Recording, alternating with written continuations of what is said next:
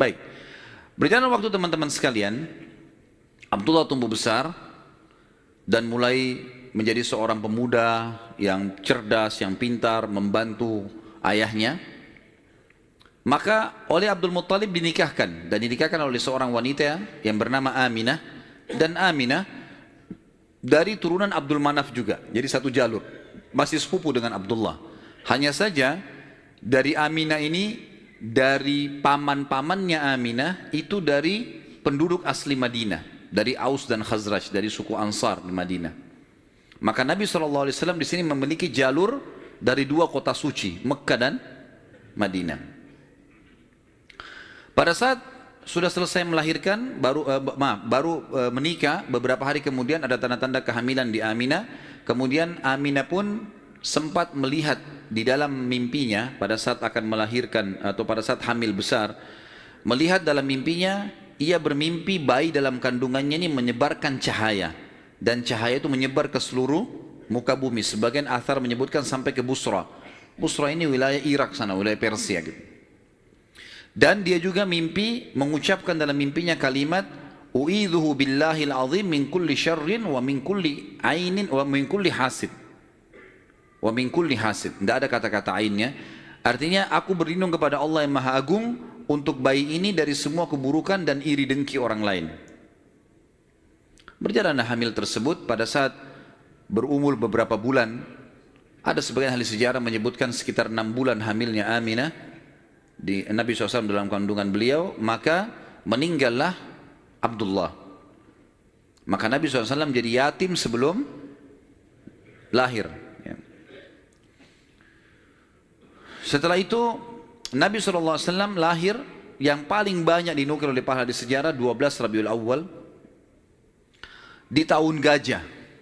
Sudah kita sebutkan tadi, tahun gajah kejadian Ashabul Fil, dan tepatnya 50 hari setelah kejadian gajah itu, penghancuran gajah, 50 harinya, disitulah lahir Nabi sallallahu alaihi wasallam. Ada yang perlu kita sebutkan teman-teman sekalian, walaupun sebenarnya menyebutkan ini bukan berarti Nabi SAW membutuhkannya, tidak sama sekali. Nabi SAW jauh lebih mulia daripada tanda-tanda ini. Tapi pada saat beliau lahir, ternukillah di Mekah, di Madinah, beberapa kejadian yang memang ahli sejarah angkat. Yang pertama, kejadian yang unik pada saat Nabi SAW lahir adalah terlihatnya bintang Ahmad namanya. Apa itu bintang Ahmad? Orang-orang Yahudi yang ada di Madinah itu meyakini kalau Nabi terakhir yang mereka tunggu di Madinah keluar itu, kalau dia lahir akan kelihatan bintang yang mereka istilahkan dengan bintang Ahmad, dan mereka mengukir-ngukir bintang itu sesuai dengan keterangan dari Taurat. Seperti itulah pemahamannya pada saat itu. Allahu a'lam tentang masalah kebenaran masalah bintang ini, tapi yang jelas kebenaran bintang itu bisa dipercaya atau tidak, karena kita dalam Islam tahunya bintang nggak boleh dipercaya gitu kan. Tapi ini pada saat itu dinukil oleh Hassan ibn Thabit radhiyallahu anhu, penyair Nabi SAW. Kebetulan umurnya dia beda 7 tahun dengan Nabi SAW. Beliau mengatakan setelah masuk Islam, setelah Nabi SAW hijrah ke Madinah, beliau mengatakan pada hari Nabi SAW lahir, aku kebetulan berada di salah satu benteng Yahudi, dan naiklah di malam hari kebetulan salah satu pendeta Yahudi lalu teriak dengan suara keras, wahai Yahudi, hai sekalian kaum Yahudi, sungguh telah terlihat pada malam ini bintangnya Ahmad, dan tidak terlihat kecuali pada saat ia lahir. Dan menurut Hassan ibn Thabit radhiyallahu anhu, memang umurnya beda 7 tahun dengan Nabi SAW, dan pada hari itu memang hari kelahiran baginda Nabi SAW. Yang kedua dinukil oleh para ulama tentang masalah kejadian-kejadian unik adalah Nabi SAW pada saat lagi Aminah melahirkan, maka dikatakan melahirkan tanpa ada rasa kesulitan sedikit pun, jadi sangat mudah. Bahkan sebagian athar menyebutkan Aminah tidak dibantu oleh orang. Tiba-tiba Nabi SAW keluar begitu saja. Dan yang ketiga, pada saat lahir, maka Nabi SAW dalam kondisi mengangkat kepalanya ke langit, seakan-akan orang yang sedang berdoa. Yang keempat, Nabi SAW lahir dalam kondisi sudah terkhitan. Sudah terkhitan. Yang kelima, Nabi SAW lahir juga tanpa terbebani lagi dengan sisa tali pusar, udah nggak ada. Lahir sudah terkhitan, ya, lahir sudah tidak ada tali pusarnya. Sampai poin di sini, sampai poin kelima ini, 4 poin ya, karena poin pertama tadi itu kejadian di Madinah. Jadi 4 poin ini, Aminah melahirkan dengan sangat mudah, Nabi SAW seperti berdoa ke langit, kemudian terkhitan, kemudian tali pusarnya sudah terlepas. Maka Abdul Muttalib, kakeknya, bangga sekali datang, sangat senang pada saat itu. Dia berkata, sungguh pada cucuku atau anakku ini ada perkara besar. Lalu Abdul Muttalib pun membawa bayi Nabi SAW ke Ka'bah saat baru lahir, dan ia yang memberi nama Muhammad. Yang memberi nama Muhammad. Baik, ada sedikit rahasia masalah nama Muhammad ini. Perlu teman-teman tahu, nama Muhammad sebelum Nabi Muhammad SAW tidak dikenal oleh orang-orang Arab. Gak ada satupun orang Arab bernama Muhammad pada saat itu, belum ada. Terus dari mana nama ini? Kok Abdul Muttalib bisa berikan nama cucunya? Ada kisahnya. Jauh sebelum lahir Nabi SAW, Abdul Muttalib pernah jalan-jalan ke negeri Syam bersama dengan 3 orang sahabatnya. Yang pertama Sulaiman bin Mujazi', salah satu kepala suku di Mekah. Yang kedua Hulayla bin Hajij. Dan yang ketiga Himran bin Rabi'ah. 3 orang ini bersama Abdul Muttalib, 4 orang ini pergi ke negeri Syam. Pas tiba di negeri Syam, ada salah satu pendeta Nasrani menemui mereka lalu berkata, kalian dari mana? Kata Abdul Muttalib, dari Jazirah Arab.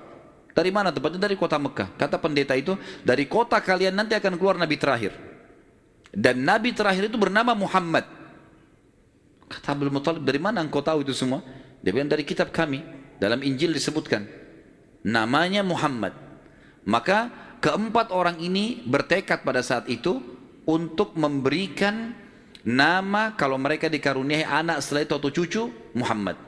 Dan dari 4 orang ini, pada saat balik ke Mekah, orang yang pertama mendapatkan cucu laki-laki adalah Abdul Muttalib. Itulah Nabi Muhammad SAW. Maka dia pun mengangkat bayi Nabi SAW lalu keliling di dekat Ka'bah lalu mengatakan, anak ini memiliki perkara yang besar, aku memberikan nama Muhammad, aku memberikan nama Muhammad. Terus dia mengucapkan kalimat itu. Kemudian selanjutnya teman-teman sekalian, yang keenam adalah goncangnya istana Kisra di Persia dan rubuhnya 14 teras istananya.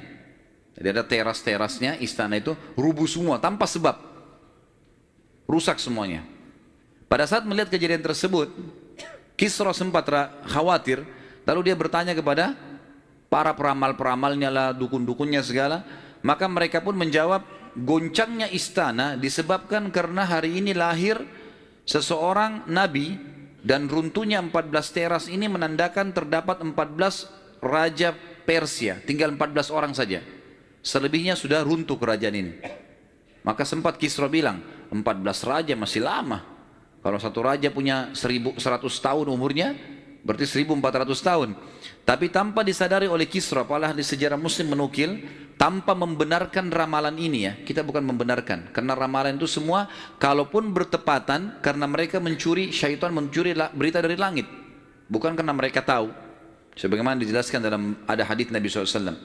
Dan ternyata setelah Kisra, yang pada saat Nabi SAW lahir itu ada, anak-anaknya berselisih pendapat, dan dalam waktu 4 tahun saja terjadi penggantian 10 orang Kisra.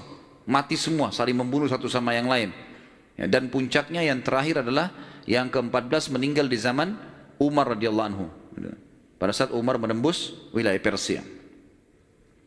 Yang ketujuh, padamnya api sesembahan kaum Majus. Jadi ada api yang disembah di beberapa titik di negeri Persia. Jadi mereka buat api besar, dan api itu selalu disembah, tiap hari mereka sembah. Pada saat Nabi SAW lahir, api itu tiba-tiba mati, dan mereka berusaha menyalakan, tidak bisa, selamanya mati. Sampai Persia pada saat itu, seluruh Persia yang menyembah api, apinya mati semua, nggak ada. Mereka mau coba nyalakan, sampai runtuhnya di zaman Umar bin Khattab, nggak ada api mereka. Nggak bisa lagi mereka nyalakan api untuk disembah ya, nggak bisa lagi mereka nyalakan. Setiap kali di wilayah Persia dinyalakan api, mati, padam. Mereka cuma pakai masak, misalnya di situ padam, nggak bisa sama sekali.